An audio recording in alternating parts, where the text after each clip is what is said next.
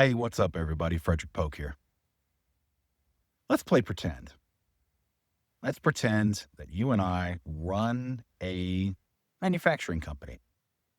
Let's say an aerospace or even car manufacturing. Let's say we're thinking about expanding because we got to compete against, China, who's now leading the world in one of the best EV vehicles. And they're soon going to be opening up for international trade. Or how about, again, China, who is making a 737 that is, while not an electric plane, is much more fuel efficient. And we're like, man, we got to open up. We got to increase our business. Where should we do that? Should we look at this current Trump regime that's saying we're going to build a wall and have tariffs to protect American businesses so that people can grow, build more factories and expand right here in the United States and hire American workers? Here's the problem with that. If you were to do that, or if we were to do that, we would have to pay 50% more on steel and aluminum, which we make in our vehicles. 50% tax that gets passed on to us because there's tariff. Because again, the country of origin doesn't pay that. We pay that.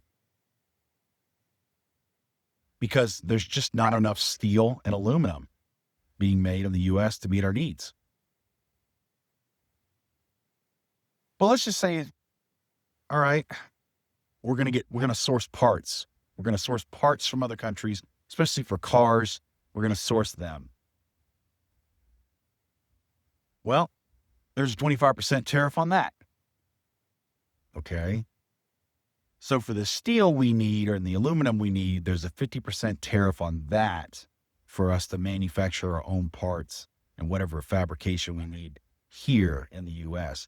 And any parts we can't make or can't source from the U.S., now we have to pay a 25% tariff on top of that.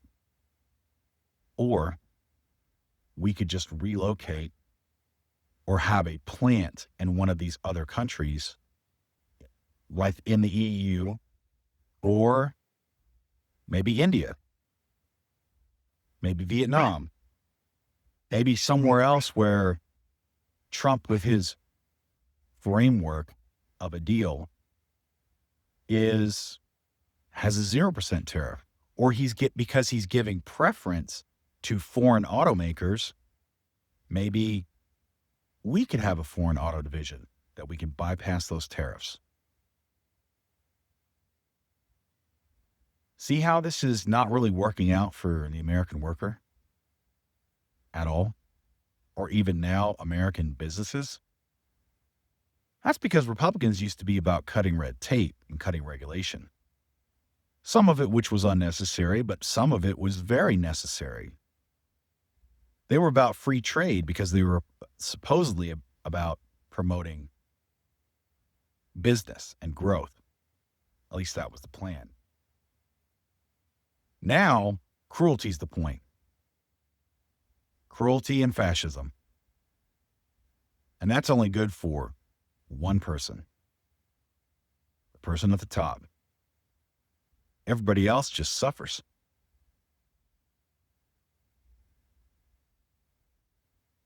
So ask yourself, with this EU framework, or this UK framework, or this Vietnam framework, all these frameworks, who's getting the better deal? The US or everybody else? Anyway, that's all I got for you. Keep the faith, defend democracy, and I'll see you later. Oh, and if you want to keep seeing my face, make sure you like and subscribe.